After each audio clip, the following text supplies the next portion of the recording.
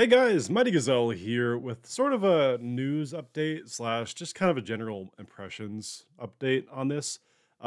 So last night, as you guys know, who people who go on Twitter, they have leaks, right, for that week's Shonen Jump or magazine, and people will share the My Hero Academia chapter spoilers and whatnot.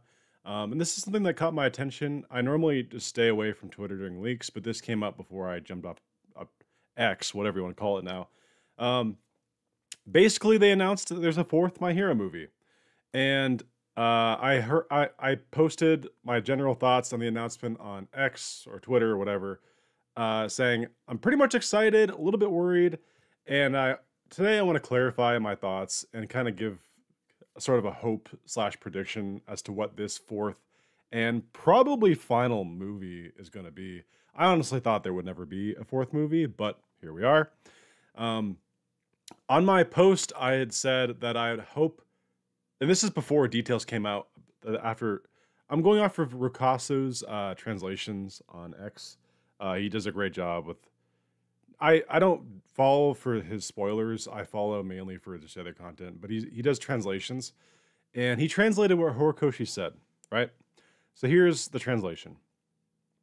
Hello everyone, I'm Kohei Horikoshi, author of My Hero Academia. A fourth movie for MHA has just been confirmed. And that's thanks to your support. Thank you so much. Bones and Toho are already working on the new seasons of the anime, non-stop. So I was really surprised when they told me there would be a new movie. I couldn't help but think back to my childhood when a new Dragon Ball movie was released every year. Those made me so excited that I remember sitting in the movie theater with my heart racing like crazy. So I hope the new generation of kids around the world can enjoy this movie just as much as me back then. It'll take place after the war from season 6, meaning that the collapsed society will be the stage this time. And having been through so much and learning so many things, who will Deku and his friends fight against this time? What will they protect? Look forward to it. It's amazing that that's the confirmation what they said and Horikoshi said in that quote, because before this came out, I was like, man, I really want this movie. If they're going to do a movie, do it right after the first war and before the second war. Because if I'm not mistaken, there's a month time between the two events. And there's so much you could do with that, okay? And I know a lot of people are DMing me and telling me what they think. I've gotten a few DMs and messages saying like what they think is going to happen. Today, I'm just going to give you my thoughts, what I want to happen, what I think will happen. Um, okay, so like I said, I didn't expect there to be a fourth movie in general. I thought we're so close to the end of the manga, I just don't really see it happening. But now that it's announced, I'm really excited. I do like the thought of there being a fourth movie because there's a lot you could do with it.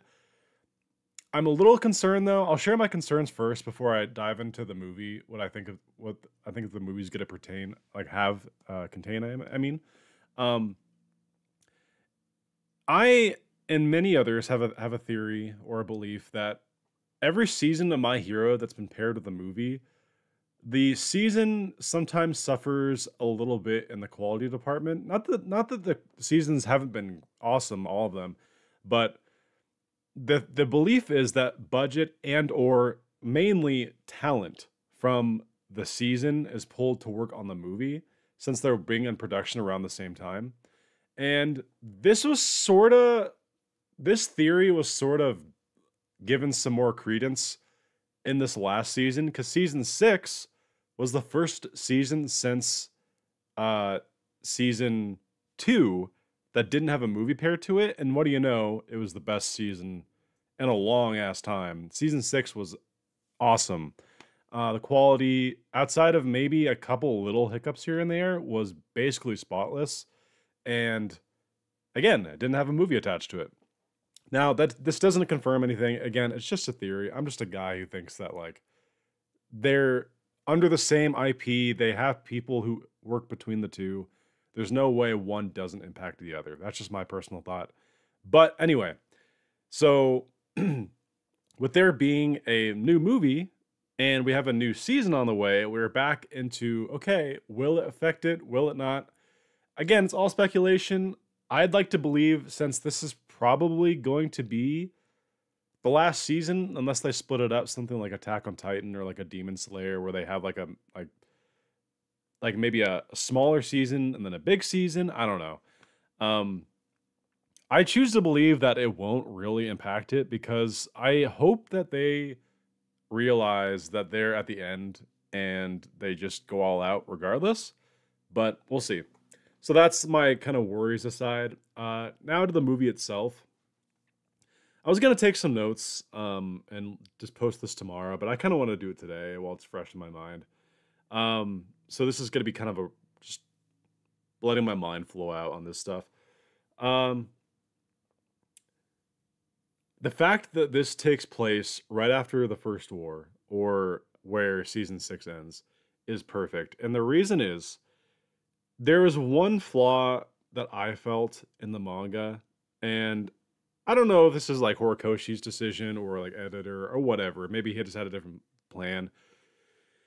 After the first war, I really thought they could have taken some time to really show the tragedy of what had happened. Like the whole world, like the calm, the innocence of the world, at least Japan, in the context of Japan, but the world too, it affected the world, uh, was uplifted. It was flipped on its head.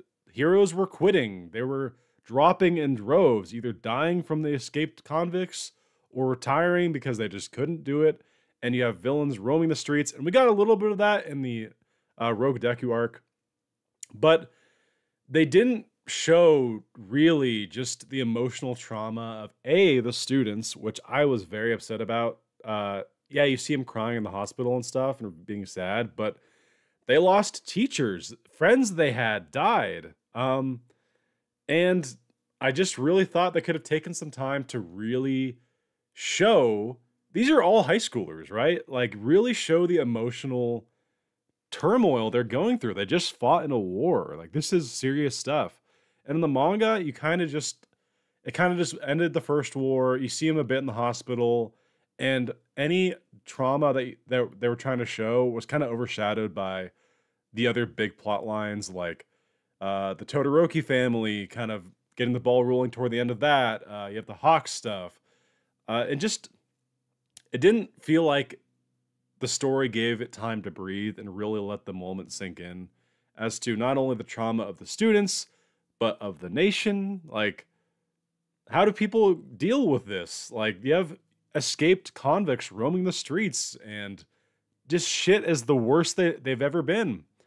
And I really hope that this movie really emphasizes just how I want this movie to be dark. I want this movie to be very dark because it's dark times. It's dark times in Japan right after the first war and leading up to the second war. If I'm not mistaken, correct me down below, I think there's a month between the end of the first war and the beginning of the second war. I think it's roughly a month. There's a lot you can do. And just, if I have one hope, this is the hope for like every movie with me, so pardon me for sounding like a homer. Like, you show Class 1A and how each individual is dealing with it, and like just make it really emotional, make it really a down-to-earth emotional thing for these students. And I like how Horikoshi in the quote said, how will Deku and his friends like deal with this threat, whatever they're about to deal with, which I'll dive into like what that could be. But I like that because it makes me think that, well, first of all, this is the last movie, probably, right? Unless they do like like when the series ends, you do like a movie when they're all adults. That'd be really cool. But I really don't think they'll do that. I don't know. Anyway, but I like that quote saying how Deku and his friends deal with this threat. It makes me think that it's going to be all about them, which would be great. And this threat that Horikoshi alluded to in the quote, like, what could it be? Here's the thing. It can't be anything too big, because otherwise, like, if it does take place after the first war, before the second war, if it's something incredibly massive, like world level threat or something, like, it would be mentioned in the manga. It'd be really weird. So it kind of makes me think that, and maybe this is just me, there won't be a sort of singular big bad villain. Like, all the other movies have had that. The first, second, and third movie had a big bad villain, and it had a bunch of like underlings that they had to fight, and they beat at the end of the movie. I'd really like if this movie, like this. Some people might think this sounds lame. I really think that this would be a great movie to focus mainly on characters and their interactions, and have the secondary plot be a pretty significant villain they have to like deal with. And the easiest thing you could possibly do would be to have uh, the villain be one of the Tartarus escapees. Now, there's been a few that have been alluded to.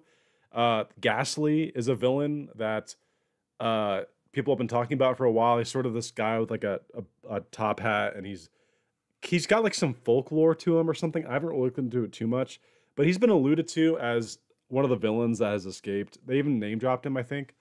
I think it might have been the plant guy that Aoyama and stuff are currently engaged with. I guess I should mention, I should probably say like spoilers warnings, because I'm going to be bringing up details about what's currently happening in the manga. Um, but I think that would be the way to do this movie, really, because you can't bring in like another. I can't even remember the blue guy's name for the third movie. I thought he was so lame. Fleckturn. You can't just bring in another like Fleckturn level dude and just have them all like fight that kind of person in the span of a month. And then by the time the second war comes around, it's just like, oh, who, what guy? Like they don't even mention him. So it makes me think that whatever threat they're versing, it's going to be a combination of things, right? I think they could really dive into like the rescue side of things too, because if society is in ruin in this movie, right? Horikoshi even said that's the backdrop of this movie, is the society in the shitty state that it's in. You could really dive into like the other elements of being a hero, like show how the ones that remain being a hero grapple with the emotional stress of it all, like the reduced allies on your side, the buildings collapsing, how to save people, like Uraraka. We got a tease of this in at the end of the first war, where you see Uraraka and Froppy and stuff saving people from the rubble and the debris. I'm not saying make a whole movie out of that kind of thing, but have that be an element to it. And when I start to think about what this movie could be, you start to really think like if they went that route, if they like, again, spoilers, you could even have some more Aoyama like content. Show maybe him like starting to freak out more and more leading up to. I'm curious if this has to take place before the traitor reveal, because after the traitor reveal, the ball really starts to roll for the war. So I think this has to take place before, which is really fascinating. Because in the traitor reveal, as awesome as it was, it just sort of starts off with Aoyama freaking out. And I think this movie could do just a really good job of sort of having him slowly start to like unravel, and his friends start to be like kind of worried about him. That'd be a great like side plot for this movie. Show Aoyama and his interaction with the classmates. And man, oh man, that would hit so hard, like following up like with the season and showing the actual reveal and stuff. Oh, that'd be great. I think that'd be an awesome like B or C plot, like showing him just really starting to crack under the like what's happened to society, part to like the information he's provided. I think that'd be great. I really think that, all right, I'm not a shipper, okay? I think that like tying into the emotional side of this, like how like downtrodden everyone is, you can really start to show like some more of these couple interactions. Like Uraraka and Deku, I think are going to be heavily like a thing. Like their dynamic is going to be really integral to this movie. And what I mean is, like we kind of saw this with them and him and her staring off into the rubble of the city. You could expand on that so much and just have more dialogue between them, and really they understand each other leading up to that. That would be great. I think Kirishima and Mina, they obviously have a lot of history, and we saw only like 20 chapters ago or whatever, Mina saving Kirishima, and she's saying like how she was frustrated not being able to protect who she cares about, and you can just have more interactions with them too. Mina in general deserves to be in this movie. And I know before, like, obviously, Mina's great, but like, she was in 10 seconds of the first movie. The second movie, she got one fight and she got like taken out. I mean, she got some stuff in the second movie. Not in the third movie at all, which is a travesty because there's only like 3 students that didn't get shown at all in the third movie, and the other 2 were Aoyama and Hagakure. And I just think like, oh wow, that's awesome. Just cast them aside and don't show them. So Mina has to be in this movie to a decent degree because amongst all the students, her, I want to say, I guess her and Aoyama are kind of close into how much they've been like able to do, and Hagakure have easily, and probably like Rikuto Sato and Shoji have probably had like the least amount to do, because the other ones have at least had prominent roles in the movies. But anyway, that's like a side rant. I really think they should have more Mina. But yeah, there's so many angles I can go with this movie. But to recap what I think this movie is going to consist of, I think that people will be surprised that there's no big bad villain. Like there will be a villain, and he'll be strong, and there'll be like a lot of cool action and stuff. But I think that that's just going to serve as like a rallying point for the rest of the movie, which is going to be like a lot of emotional character development, some rescue stuff, just really showing the state of everyone's trauma and overcoming grief. Like I want this movie to be dark, but like in an uplifting way. Like it starts off dark and then by the end you start to like realize everyone took a breath and they're ready for the final task that's before them in the final war. I think that's what really was needed in the manga, and we didn't get it. And I think this movie is the perfect opportunity to remedy that. And I expect Class 1A to be prominent. I expect each of them to get some really just nice influx of development. And I think it's going to be, I think this movie, this movie potentially, to me personally, for what I want, could end up being the best movie. If they do what I desperately wanted them to do from the manga and they just show it in a high budget movie, there's so much you could do. Because that month between the first and second war sounds so fascinating, and they barely touched on it, and it bothered me. As great as the second war has been, it's been like phenomenal and perfect, and the first war was great as well. And it's just like you didn't have to skip over the middle, the juicy stuff in the middle between them. But I think this movie is gonna be exactly what I want, and I'm really excited. It's something I didn't think we'd get, and I didn't know I'd need until I thought about it, and I'm like, yes, sign me up. That's kind of my general thoughts. I'm sorry if I don't have any bold prediction, like, oh, they're gonna fight like some alien or something, like I just don't see anything that big happening in the month, because otherwise it would have left some impact or like something that we'd have like mentioned in the newest chapters. But now that we know the movies are canon, they never bring up that Bakugo once had One for All briefly.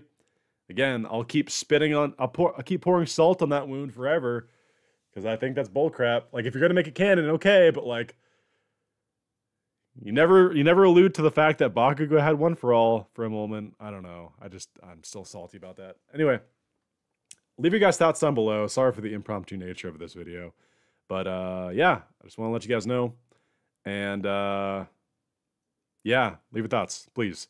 Until next time, it's been Mighty Gazelle, hoping you all have a mighty day. See you guys.